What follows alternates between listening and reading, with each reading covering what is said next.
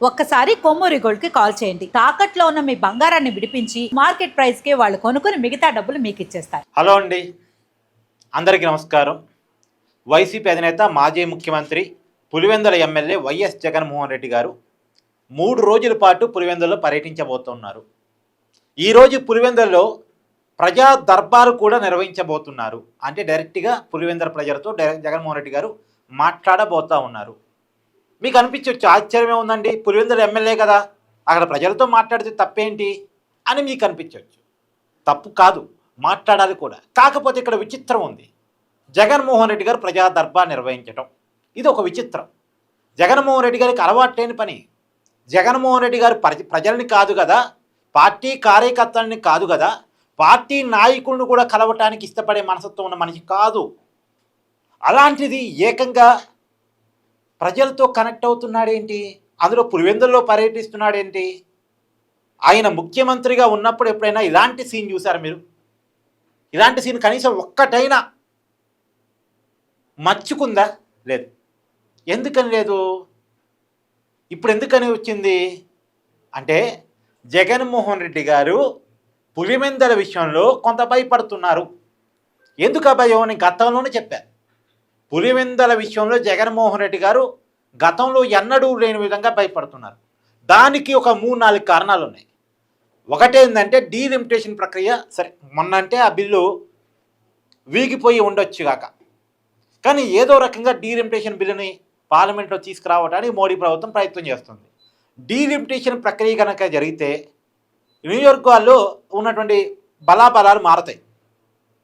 అంటే పులివెందుల ఇప్పుడున్నటువంటి నియోజకవర్గం ఉండదు, దాంట్లో మార్పులు చేర్పులు జరుగుతాయి. డీలిమిటేషన్ ప్రక్రియలో భాగంగా ఉన్న నియోజకవర్గాన్ని పెంచేదాంట్లో భాగంగా నియోజకవర్గాల పునర్విభజనలో ఫలితంగా నియోజకవర్గాల స్వరూపం మారింది. స్వరూపం మారినప్పుడు వైసీపీ బలాబలాల్లో తేడా వస్తుంది. సహజంగా అధికారంలో ఉన్న వాళ్ళకి అడ్వాంటేజ్,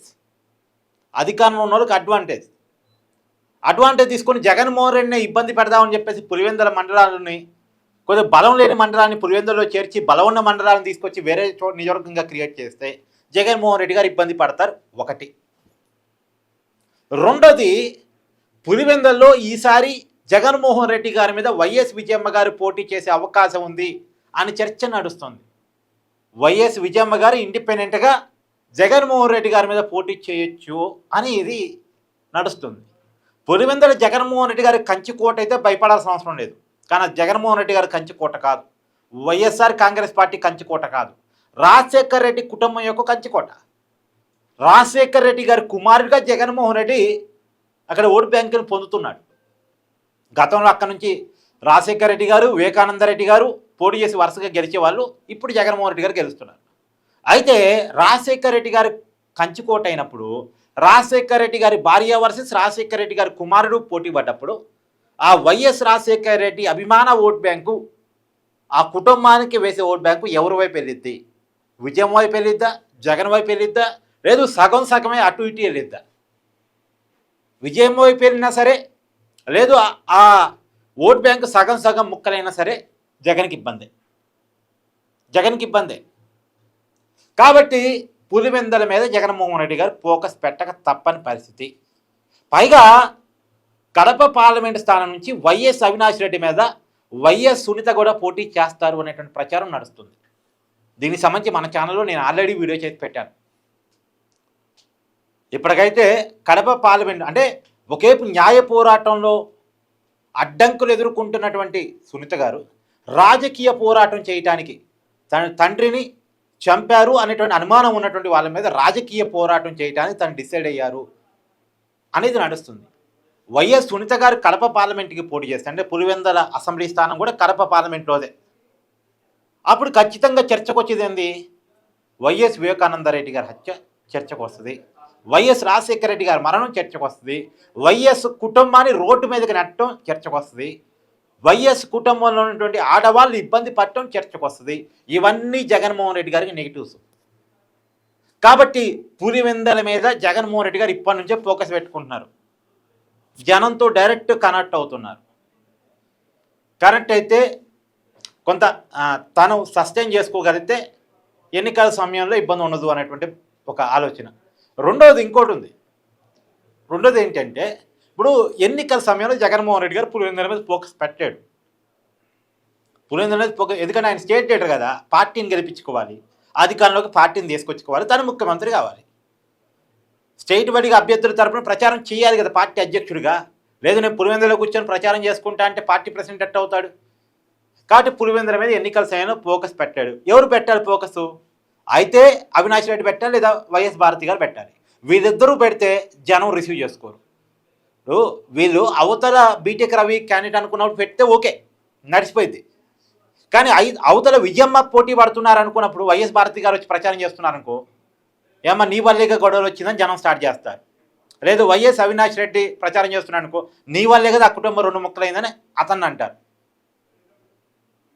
కాబట్టి ఎటు చూసినా సరే, లేదు జగన్మోహన్ రెడ్డి గారు పులివెందులో ప్రచారం చేసుకోవడానికి వస్తే స్టేట్ వైడ్ ఎవరు చూడాలి? స్టేట్ వైడ్ ఎవరు చూడాలి పార్టీని? స్టేట్ వైడ్ ఎవరు ప్రచారం చేయాలి పార్టీని? పులివెందుల మీద ఎక్కువ ఫోకస్ చేస్తే. సో ఏదేమైనా జగన్మోహన్ రెడ్డి గారు పులివెందుల నియోజకవర్గం విషయంలో కొంత ఇబ్బందులు పడ్డ మాట వాస్తవం. ఆ వాస్తవం ఇవాళ మీకు కనబడుతుంది. ఈ మధ్యకాలంలో జగన్మోహన్ రెడ్డి పదే పదే పులివెందులు వెళుతున్నారు. మొన్న 6 నెలల క్రితం కూడా వెళ్ళినట్టున్నారు. ఎందుకంటే కారణాలు ఇవే. ప్రజా దర్బారు పెడుతున్నారు. అధికారంలో ఉన్నప్పుడు ప్రజా దర్బారు పెడతానని చెప్పిన జగన్మోహన్ రెడ్డి పెట్టా. ప్రజా దర్బారు పెట్టే అలవాటు రాజశేఖర రెడ్డికి ఉండేది. జగన్మోహన్ రెడ్డి గారి తండ్రికి ఉండేది. ప్రజా దర్బారు పెట్టి రోజు ఉదయాన్నే కొంతమందిని కలుస్తారు.